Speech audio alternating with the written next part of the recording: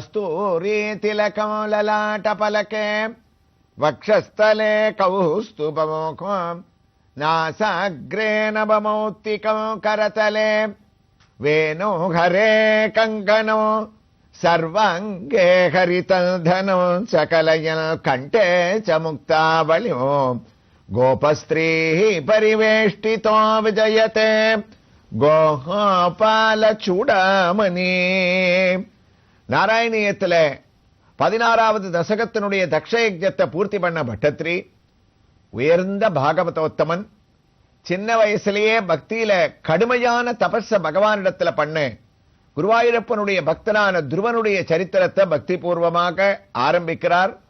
அவனுடைய வம்சங்களை எல்லாம் சொல்லிட்டு இருக்கார் அப்படின்னு முதல் ஸ்லோகத்தை நம்ம ஆரம்பிச்சோம்.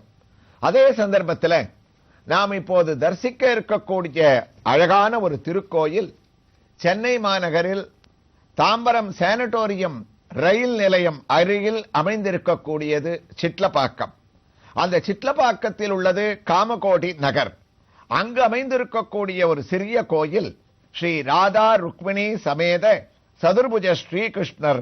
அந்த கோயிலில் இப்போது தரிசனத்தை அடைவதற்காக இதோ கோயிலை நாம் அடைந்து விட்டோம். சிறிய ஒரு முகப்பு, அதற்கு மேல் சிறியதான ஒரு 5 கலசங்கள். அந்த முகப்பிலே சுதை வடிவத்திலே இதோ ராதா ருக்மிணி சமேத ஸ்ரீகிருஷ்ணனின் திவ்ய தரிசனத்தை நாம் அடைகின்றோம். இதே போன்றே இங்கு மூலமூர்த்தி அமைந்திருப்பதாக கூறினாலும் மூலமூர்த்தியினுடைய திருநாமம் சதுர்புஜ ஸ்ரீகிருஷ்ணர் என்று இங்கு அமைந்துள்ளது. சுதை வடிவத்திலே காட்சியளிக்கக்கூடிய கிருஷ்ணன் இங்கு 2 திருக்கரங்களுடன் நமக்கு காட்சியை அளிக்கின்றார். ஒன்று அபயகஸ்தமாகவும் மற்றொன்று சற்றே வளைக்கப்பட்ட திருக்கரமானது கடிகஸ்தமாகவும் நமக்கு சேவை கிடைக்கின்றது. இங்கு இந்த ஒரு திவ்ய தரிசனத்தோடு ராதை பிராட்டி ஒரு புறமும் ருக்மிணி தேவியானவள் மற்றொரு புறமும் நமக்கு இவரோடு காட்சியை அளிக்க, அந்த சுதை வடிவத்திற்கு இருபுறமும் பெரிய திருவடியான கருடனும் நமக்கு காட்சியை அளிக்க இதோ உள்ளே நுழைகின்றோம். திருமன் சங்கு சக்கரத்தினுடைய திவ்ய தரிசனம். இந்த திருக்கோயிலானது கிருஷ்ண சமாஜமாக சிறிய ஓலை குடிசையிலே ஆரம்பிக்கப்பட்டு கிருஷ்ணனுடைய படத்துடன் பஜனை மடமாக இருந்து இப்போது கோயிலாக காட்சியளிப்பதாக இங்கு இருப்பவர்கள் தலவரலாறை கூறுகின்றார்கள். உள்ளே நுழையும் போதே இதோ மகா கணபதியினுடைய திவ்ய சன்னதி.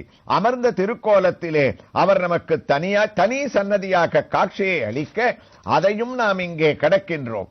இதோ அழகிய பலிபீடம். அந்த பலிபீடத்தை தாண்டினால் எல்லா வைணவ ஆலயங்களிலேயும் இருப்பது போல பெருமாளை நோக்கி சதுர்புஜ கண்ணனை நோக்கி பெரிய திருவடியான கருடன் நின்ற திருக்கோலத்திலே காட்சியை அளிக்கின்றார்.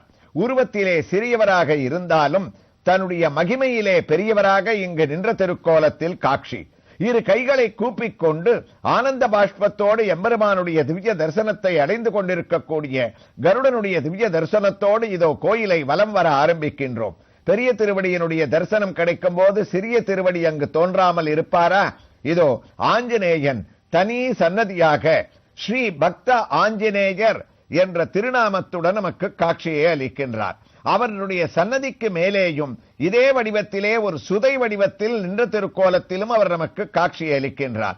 இதோ மூலமூர்த்தியினுடைய திவ்ய தரிசனம். ஆகா, காண கிடைக்காத திருவடி சேவையை அடைகின்றோம். நின்ற திருக்கோலத்திலே 2 கைகளையும் தாசபாவத்திலே நான் பக்த ஆஞ்சநேயன் என்று தன்னுடைய திருநாமத்தை செயலிலே காண்பித்துக் கொண்டு இங்கு நமக்கு கூப்பிய கரங்களோடு காட்சியளிக்கக்கூடிய ஆஞ்சநேயனுடைய திருமுக மண்டலத்தினுடைய திவ்ய தரிசனத்தை அடைகின்றோம். சிந்தூர காப்பை தான் திருமுகத்திலே சாற்றிக் கொண்டு தன்னுடைய கண்களை ராமநாமத்தை கேட்கக்கூடிய ஆனந்தத்தினால் அகல விரித்துக் கொண்டிருக்கக்கூடிய நேத்திரத்தினுடைய ஒரு தரிசனம். துளசி மாலைகளை சார்த்தி இவரது தரிசனம் நமக்கு தேக ஆரோக்கியத்தை இங்கு அளிக்க வல்லதாக அமைகின்றது. அதே போன்று இங்கு உற்சவமூர்த்தியும் ஸ்ரீ பக்த ஆஞ்சநேயராக நின்ற திருக்கோலத்திலே கிரீடத்தை தரித்துக் கொண்டு கண்களை அகல விரித்துக் கொண்டு கூப்பிய கைகளோடு சிறிய மூர்த்தியாக தன்னுடைய திருவடியிலிருந்து திருமுடி வரை தரிசனம் அளிக்கக்கூடிய இந்த தரிசனத்தோடு இதோ குருவாயூருக்கு திரும்பிவிட்டோம். பட்டத்திரியும் 17வது தசகத்தினுடைய முதல் ஸ்லோகத்தில் உத்தான பாதர் மனுநந்தனஸ்ய ஜாயா பபூவ சுருச்சிர் நிதராமபீஷ்டாம் அன்யாசு நீதிரிதே பர்துரதா திருதாசா துவாமேவ நித்யமகத் சரணம் கதாபூத். அதாவது துருவனுடைய சரித்திரத்தை இவர் ஆரம்பிக்கிறார்.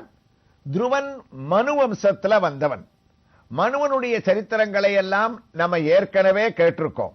மனுவுக்கு ஆகூதி, பிரசூதி, தேவகூத்தின்னு 3 பெண்கள். அவர்களுடைய சரித்திரத்தை எல்லாம் நாம கேட்டாச்சு. கபில வாசுதேவருடைய சரித்திரமாகவும் தக்ஷனுடைய ஒரு சரித்திரமாகவும் நம்ம சிரவணம் பண்ணிட்டோம். பெண்களை பத்தி கேட்டோம். இப்ப அந்த மனுவனுடைய வம்சத்துல தம்முடைய லோக சிருஷ்டியை விருத்தி பண்ண அவருக்கு 2 பிள்ளைகள் இருந்தாராம் மனுமகாராஜாவுக்கு. ஒத்தனுடைய பேரு பிரியவிரதன்னு பேரு, இன்னொத்தனுக்கு உத்தானபாதன்னு பேரு. பிரியவிரதன் மூத்தவன், இளையவன் உத்தானபாதன். இருந்தாலும் பட்டத்ரி இங்கு தசகத்தை ஆரம்பிக்கச்சே பெரியவனான பிரியவிரதனுடைய சரித்திரத்தை சொல்லல. ஆரம்பம் தம்பியான உத்தானபாத நிருபதேர் மனுநந்தனஸ்ய உத்தானபாதனுடைய சரித்திரத்தோட ஆரம்பிக்கிறாராம். ஏன்னா அந்த உத்தானபாதனுடைய பிள்ளைத்தான் துருவன்னு பேரு. அந்த உத்தானபாத மகாராஜாவுக்கு 2 மனைவிகள், 2 பத்னிகள். ஒத்தி பேர் சுனீதின்னு பேரு, இன்னொத்தி பேர் சுருச்சின்னு பேரு. சுருதியினுடைய பிள்ளை துருவன். அவனுடைய கதையை இப்ப கேட்க போறோம். சுருச்சிக்கும் ஒரு பிள்ளை உண்டு, அதுவும் உத்தானபாத மகாராஜாவுடைய பிள்ளைத்தானே. அவன் பேரு உத்தமன்னு பேரா.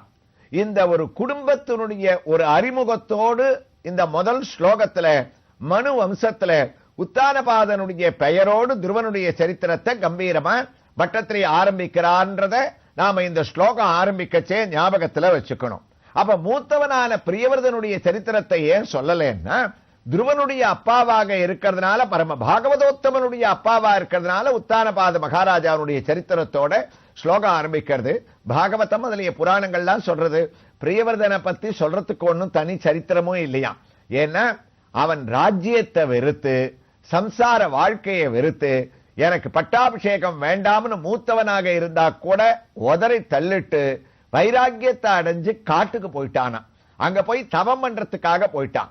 அவன் தவம் பண்ண போனதுனால தம்பியான உத்தானபாதனுக்கு இங்க உத்தமமான இந்த ஒரு ராஜ்யத்தை பட்டாபிஷேகம் பண்ணி வச்சுட்டான். அந்த மனுமகாராஜாவுடைய வம்சத்துல பர்ஹின் மணின்னு பேரு. இவாள்லாம் பரிபாலனம் பண்ணக்கூடிய அந்த ஒரு நகரத்துக்கு, அந்த பரிபாலனத்துல குருவாயூரப்பா ஜாயா பாபு வசுரசர் நிதராமபீஷ்டாம் 2 மனைவிகள் அவருக்குன்னு சொன்ன போனோம். இந்த ஸ்லோகத்துல என்ன ஒரு கம்பீரம். எல்லாத்தையும் சொல்லிடுறார். துருவனுடைய பேரு, உத்தானபாதனுடைய பேரு, 2 மனைவிகள், அவர்களுடைய ஒரு பேரு, எல்லாத்தையும் அழகா சொல்றார். பேர்லாம் நமக்கு சொல்லணுமா அப்படின்னு தோணலாம். பேர்ல தான் விஷயமே இருக்கு குருவாயூரப்பான்னாராம். என்ன விஷயம்? 2 மனைவிகளோட அவனுக்கு ஒத்தி பேர் சுனீதின்னு பேரு, ஒத்தி பேர் சுருச்சின்னு பேர். ஜாயா பாபு வசுருச்சிர் நிதராம பீஷ்டா. ஒத்தி சுருச்சி. அன்யாம், அன்யானா இன்னொத்தி. அவ யாரு? சுனீதி ரீதி பர்துரணா திருதாசா. ஒத்திக்கு சுனீதின்னு பேரு நாரா. இந்த பேரெல்லாம் நமக்கு ஏற்கனவே பாகவதத்தை சுருக்கி எழுதுறார். இதெல்லாம் நமக்கு எதுக்குன்னு தோணலாம்.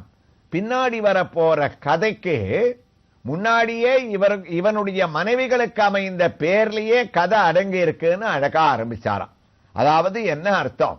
இந்த சுனீதியினுடைய பிள்ளை துருவன், சுருச்சியினுடைய பிள்ளை உத்தமன். சுனீதி சுருச்சி மகாராஜாவுக்கு 2 மனைவிகள்.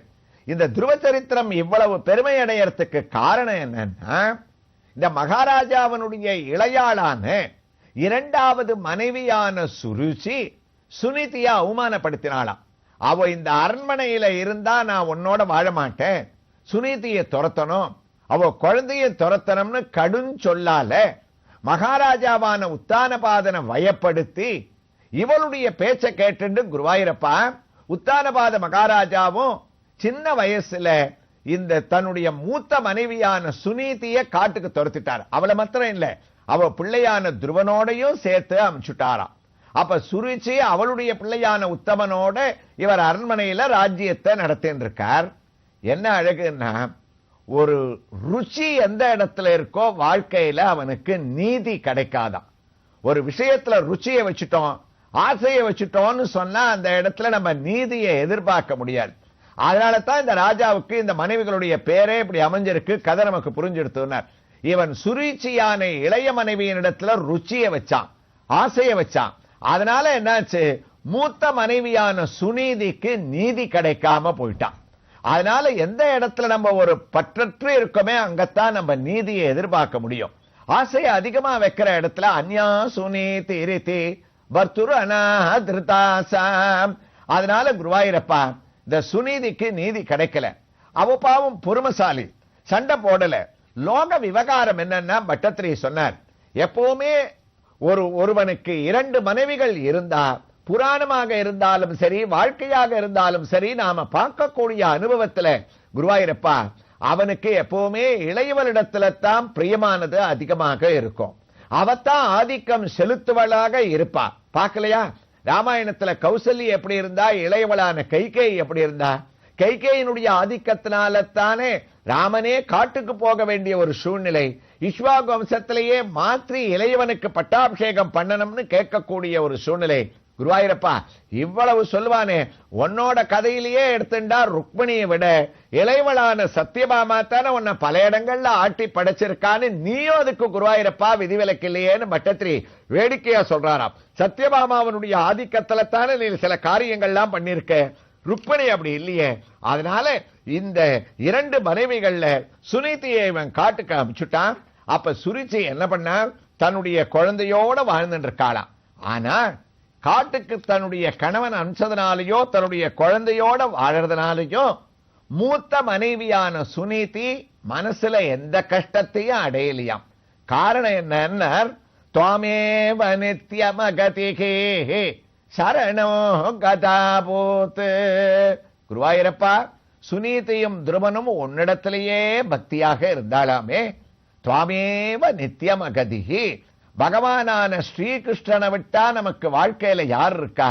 எத்தனை பேர் நம்மளை ஒதுக்கினா என்ன, அவருடைய பத கமலங்களை நம்ம பிடிச்சுப்போம், அவரை தியானம் பண்ணிப்போம்னு இந்த சுனீதிய சொல்லணுமே. தன்னுடைய கணவனான அந்த மகாராஜாவை உத்தானபாதனை குறை சொல்லல, இளையவளான சுருச்சிய குறை சொல்லல, எங்களை இப்படி காட்டுக்கு அமிச்சிட்டான்னு ஜனங்க கிட்டக்க போய் முறையிடல, யாரையும் தப்பா பேசல.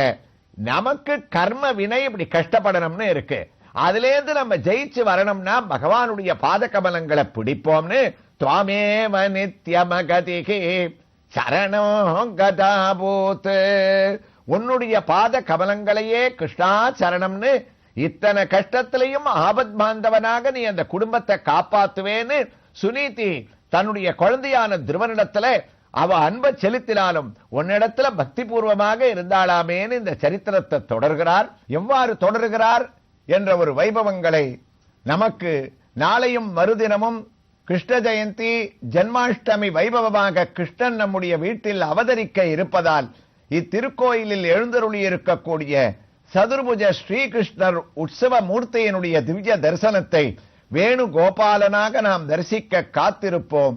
கிருஷ்ணாய துப்யம் நமக.